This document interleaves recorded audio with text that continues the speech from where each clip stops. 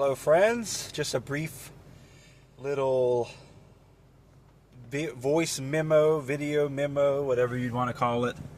I was talking to a colleague of mine today who, upon seeing me, said, "Do you think your theory is going to survive the Trump administration?" And I said, "It seems to me to be confirming my theory." And he said, well, with Greenland and things, yes, but what about infrastructure? And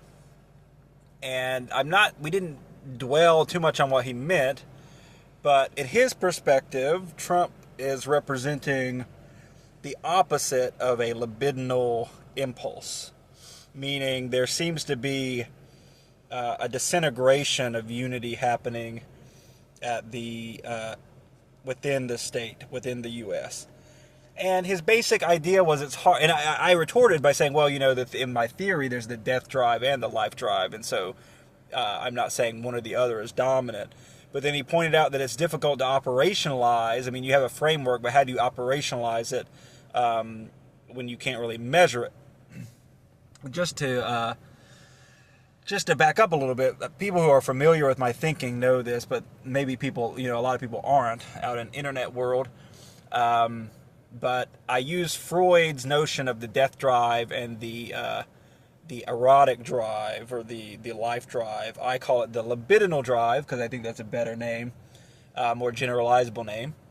And this operates at the level of states in two ways: external expansion, which is easy enough, conquest, expansion, and internally through what I call internal densification, meaning infrastructure, population growth, etc.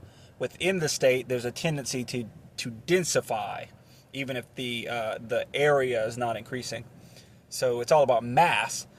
And to operationalize it, I think it's easy enough at the external level because it's all about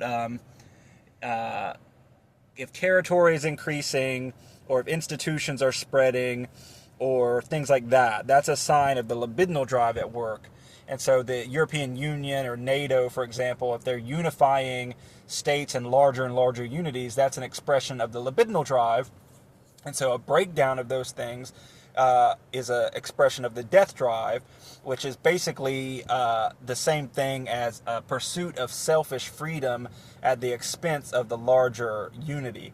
And so Brexit, in the case of Britain, or the ongoing discussion of, I don't even remember what they call it, like Drexit or something, like Deutschland, exit from the EU. If that ever happened, that would be an expression of the death drive, because it's disintegrating a larger unity that's uniting in love, in libido, libidinal cathexis, technically speaking, a larger unity.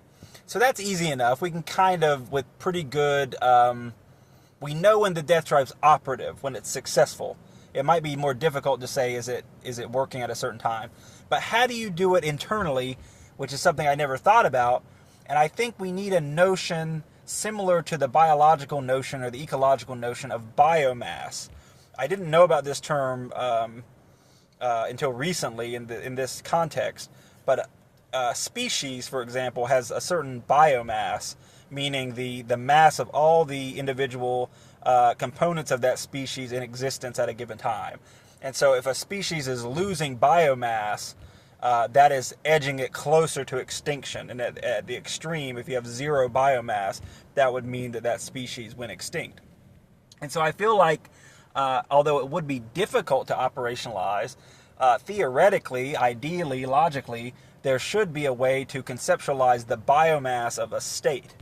And it would be really, I call it biomaterial expansion or biomaterial densification. So it's not necessarily organic in the traditional sense, biomaterial, but infrastructural material. And so you can't say just because a country's population is declining that it's losing biomaterial mass, because the infrastructure may be increasing. But if both infrastructure and population are declining, then you could say that state is in absolute decline in terms of biomaterial, and that would be the death drive being operational or being successful rather than the life drive. the one hang up with this is that I don't know for sure whether we should include non-human biological life within the state. So does conservation of trees or natural parks or things like that, does that constitute libido, or does that constitute preservation at the expense of growth? And that's really the puzzle I'm left with.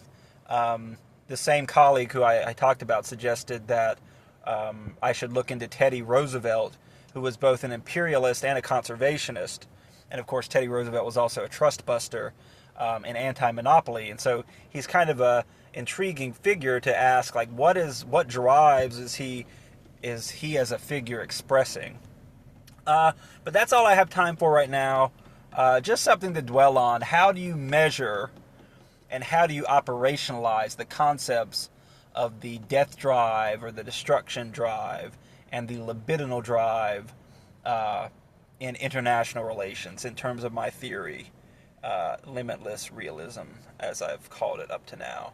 But anyway, food for thought. Have fun out there, and talk to you later.